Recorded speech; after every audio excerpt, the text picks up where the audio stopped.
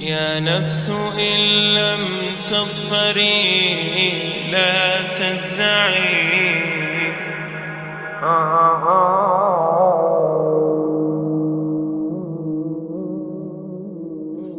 All the praise is for Allah,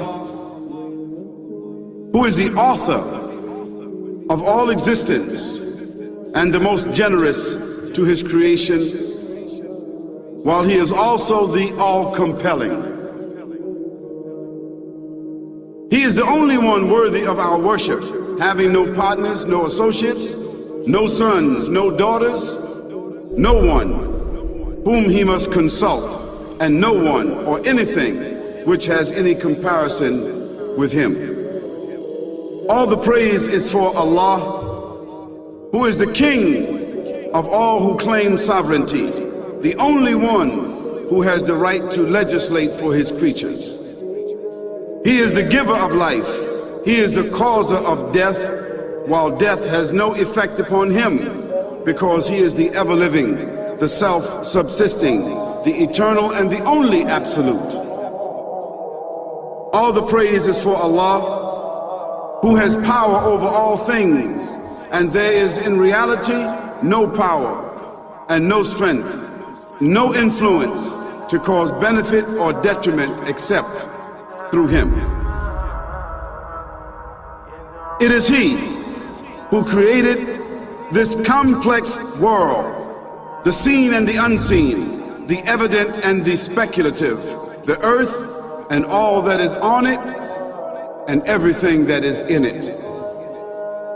It is he who sent his messengers and prophets, alayhimus salam, with the common message of strict monotheism, which simply means that there's absolutely no one worthy of worship, no one worthy of our obedience except the Almighty, the One, the Absolute, and who has no partners.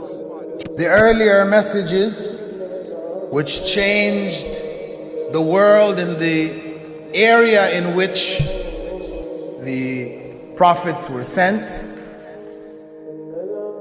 those messages we know have changed, and even the prophets who brought them, their names are now lost. We just know in general because Allah told us in the Quran, وَلَقَدْ بَعَثْنَا فِي كُلِّ أُمَّةٍ رَسُولًا أَنْ يَعْبُدُوا اللَّهَ وَاجْتَنِبُوا الطَّاغُوتَ. I've sent to every nation a messenger, calling people to worship Allah alone and to avoid the worship of false gods. This essential message has been preserved in Islam in a way that it was never preserved before. Not because the message was different, because it was the same message, but because of the fact that there would be no other prophets who would come after Muhammad sallallahu alaihi wasallam. So therefore that message now had to be protected. It had to be preserved in a way none of the earlier messages were preserved.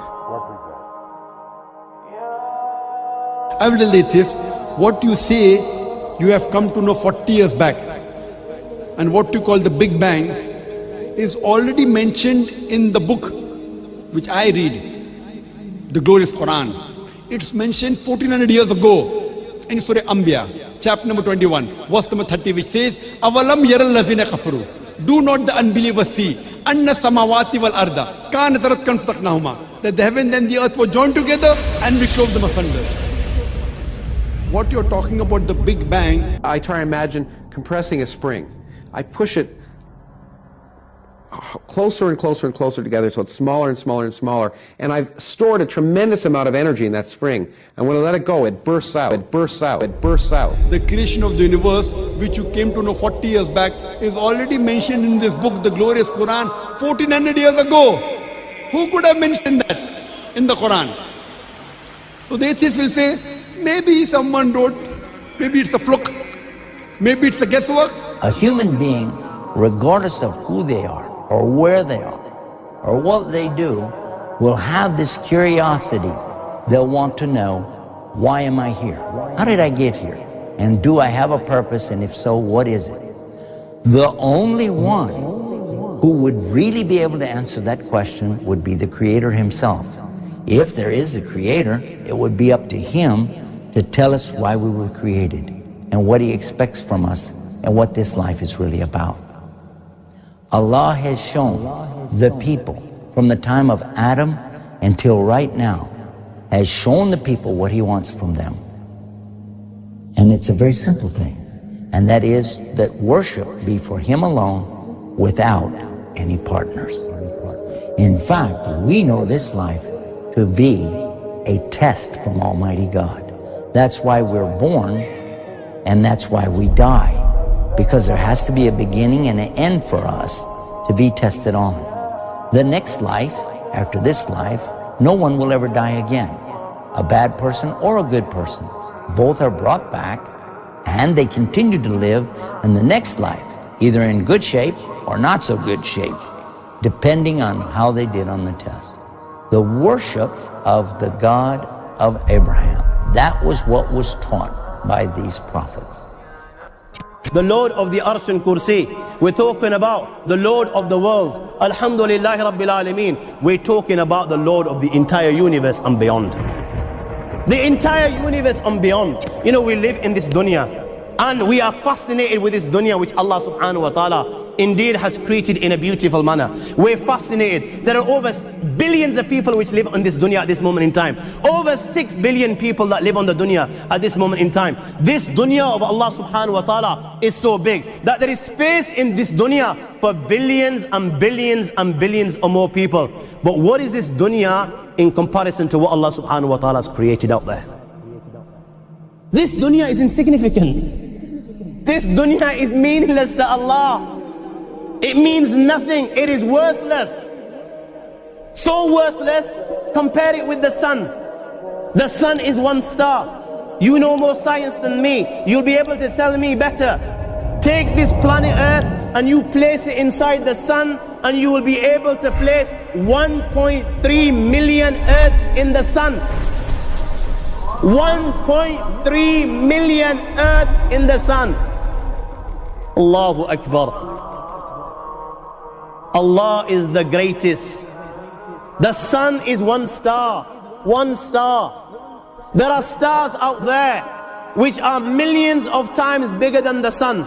You tell me this, that you need millions and millions of stars to make one galaxy.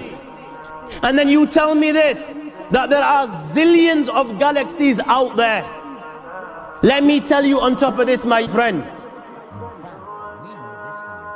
after this, whatever you see above, when you raise your head and you look above, whatever you see above, the zillions and zillions and zillions of galaxies, let me tell you, this is everything there is within the first heaven. Everything there is within the first heaven, and Allah is the creator of 7 heavens. 7 heavens. And the distance between the first heaven and the second heaven is 500 years. You know, the distance that can be covered in 500 years, at what speed? Only Allah knows. Only Allah knows.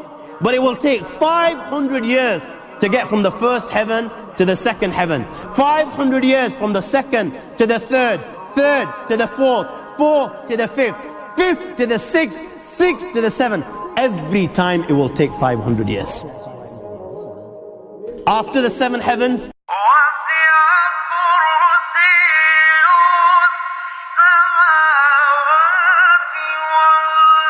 وَسِعَ كُرْسِيُّهُ السَّمَاوَاتِ وَالْأَرْضِ. You all read the Ayatul Kursi. You all know the Ayatul Kursi. After this you have the Kursi of Allah. You have the chair of Allah subhanahu wa ta'ala.